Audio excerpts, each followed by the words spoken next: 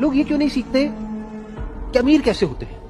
Number 1, कहीं पर भी ये सिखाया नहीं जाता है। अगर कोई गरीब घर में पैदा हुआ है तो उसको ये नहीं सिखाया जाएगा कि अमीर कैसे होते हैं। उसको ये सिखाया जाएगा कि गरीबी में जीते कैसे हैं, गरीबी में एडजस्ट कैसे करते हैं, गरीबी में गुजारा कैसे करते हैं। और उसको जितने भी डायलॉग सुनने को मिलेंगे सुबह से रात तक, वो सारे ऐसे ही होंगे जो इसी बात को और पक्का करते चले जाएंगे और रीइंफोर्स करते चले जाएंगे कि जितनी चादर है उतने ही पैर फैलाओ। मतलब क्या कि अगर आप गरीब हो तो गरीबी में ही गुजारा करना सीखो। अपनी चादर को बड़ा मत करो, हवा में मत उड़ो, अपने पैर हमेशा जमीन पर रखो, बड़े बड़े सपने मत देखो। कोई भी आदमी अमीर या गरीब बाद में होता है बाहर की दुनिया में, पहले वो अंदर अमीर या गरीब होता है। गाय दूध देती है? Yes no? नो, गाय दूध नहीं देती, गाय का दूध निकालना पड़ता है। ये पुराना पैटर्न है भाई। ऐसी कामयाबी सफलता अपने आप नहीं मिलती है, वो भी निकालनी पड़ती है। तो ये लाइफ में कुछ पाने के लिए हमारे को कुछ खोना पड़ता है। Would you agree with me? Yes no? No, कुछ पाने के लिए कुछ करना पड़ता है, खोना नहीं पड़ता है। तो ये हमारे बड़े पुराने पैटर्न है जी, क्योंकि डर के आगे नहीं होती है जीत, डर के आगे दर्द होता है।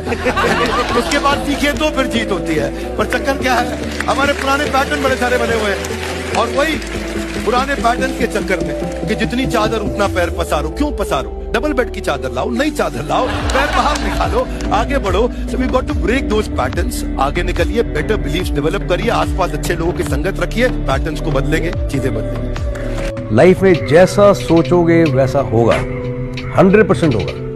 अब बुरा सोचो, बुरा ही होगा। और अगर आप अच्छा सोचते हो, पॉजिटिव सोचते हो, 100% गारंटी देता हूं वैसे ही होगा। आज भी इस जमाने में लोग जहां अमीर बनने की सबसे ज्यादा इस युग में संभावनाएं हैं, क्योंकि ये वो युग आ गया। आपको पता है पिछले 50 वर्षों में इतने अरबपति बने हैं जितने 500 वर्षों में नहीं बने हैं। ये विश्व का सबसे अच्छा युग है अमीर और कामयाब बनने के लिए। और ऐसे युग में अगर आप अमीर और कामयाब नहीं बने तो बच्चे बुरसेट खींच के पूछेंगे, बापू तू कहां गया था? अरे कि मैं गया तो था यार, मेरा ध्यान नहीं था। अरे आने वाली जनरेशन बहुत भारी है भैया। आने वाली जनरेशन सवाल पूछेगी। जो बिना मेहनत के अमीर हो जाते हैं ना, बहुत अकड़ में रहते हैं। और जो मेहनत करके पैसा कमाया ना, उसको कभी आप अकड़ नहीं देख सकते, क्योंकि उसे पता है कि कितनी मेहनत है। और बाय द वे यहाँ से गिरे तो किस जगह से उठे हैं वहां उसको दोबारा हिम्मत नहीं रहेगा जाने। बेटा अपने सपनों के लिए इतनी मेहनत करिए आप ना कि एक दिन आपसे मिलना लोगों के लिए सपना बन जाए। अरे वाकिफ कहां जमाना हमारी उड़ान से वो और थे जो हार गए आसमान से। आजकल हर कोई इंसान को उसके स्टेटस और पैसे से जज करता है, लेकिन किसी का भरोसा हासिल करना हो या उसका प्यार जीतना हो तो उसके लिए हमारा कामयाब होना या अमीर होना जरूरी है। जब ये शर्तें पूरी हों तभी हमारा प्यार, हमारी ईमानदारी पहचानी जाएगी। तब तक कोई हमें अहमियत नहीं देगा, हमारी कोई वैल्यू नहीं होगी। 2 गिफ्ट हैं तुम्हारे पास, उनको मिसयूज मत करना।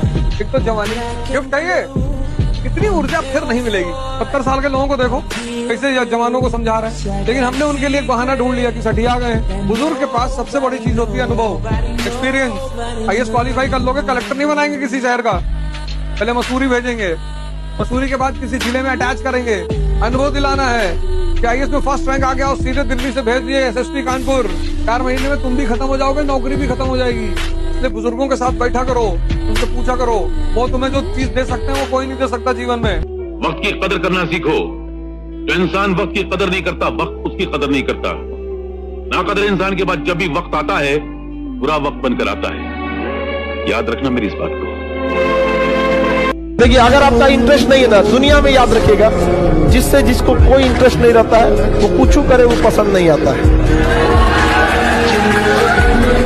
चाहे आप उसको 2 महीना दो, चाहे 6 महीना दो, चाहे साल भर दो, आपका कभी नहीं होगा।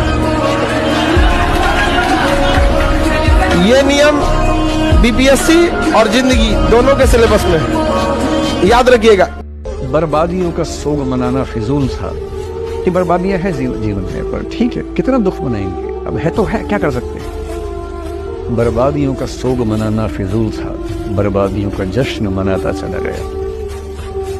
और फिर अंत में इतनी सुंदर बात कहते हैं, गम और खुशी में फर्क न महसूस हो जा, मैं दिल को उस मुकाम पे लाता चला गया। रख हौसला, वो मंजर भी आएगा, प्यासे के पास चल के खुद समंदर भी आएगा। क्या बात, थक के ना बैठ है मंजिल के मुसाफिर, मंजिल भी मिलेगी और मिलने का मजा भी आएगा।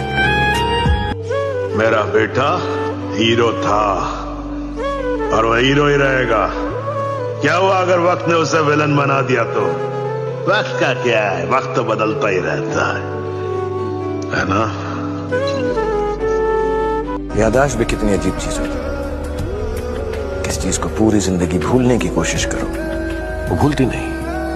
कभी एक छोटी सी चीज याद करने की कोशिश करो तो याद नहीं आती। एक छोटी सी हेल्प चाहिए थी। जी बताइए। मैं बस में आ रहा था तो आंख लग गई और मेरा पर्स और मोबाइल चोरी हो गया, तो और बस भी 20 किलोमीटर आगे चली आई। मुझे बस वापस जाना है, मुझे 20 रुपए मिल जाएंगे, सिर्फ 20 रुपए। हाँ जी अंकल जी। अंदर आप किसी और से मांग। क्या हो गया? शराब पीने के लिए चाहिए होते हैं इन्हें पैसे।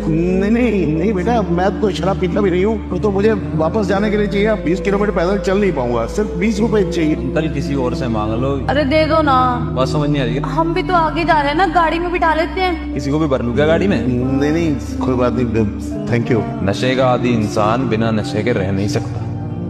वो नशा करने के लिए किसी भी हद तक पहुंच जाता है। अन्नू, वो आदमी सुबह मिला था, हमें 20 रुपए मांग रहा था हमसे। वो पूरा 18-19 किलोमीटर चल के आया यहाँ तक। सच बोल रहा था वो। मैं यू टर्न ले रहा हूँ इस बार। अगर आप पैदल आ रहे हो इतनी दूर से चल के। रियली सॉरी अंकल, मेरे को लगा कि आप सुबह वो शराब के लिए पैसे मांग रहे थे मेरे से। बेटा सिर्फ तुम ही नहीं हो, मैंने जितनों से भी पूछा सभी ने शायद यही समझा कि मैं 20 रुपए इकट्ठे करके नशा या शराब पीऊंगा। फोन करने से अपने घर पे किसी को कोई लेने आ जाता। मैंने तो आपको बताया था ना, मेरा फोन तो बस में चोरी हो गया था और आप दे देते फोन मुझे करने के लिए जब मैं 20 रुपए मांग रहा था। आप एक काम करो, आप चलो मैं घर छोड़ के आता हूँ। अरे नहीं बच्चे, आप लोग तकलीफ मत करो, बस हर कोई फर्जी नहीं होता।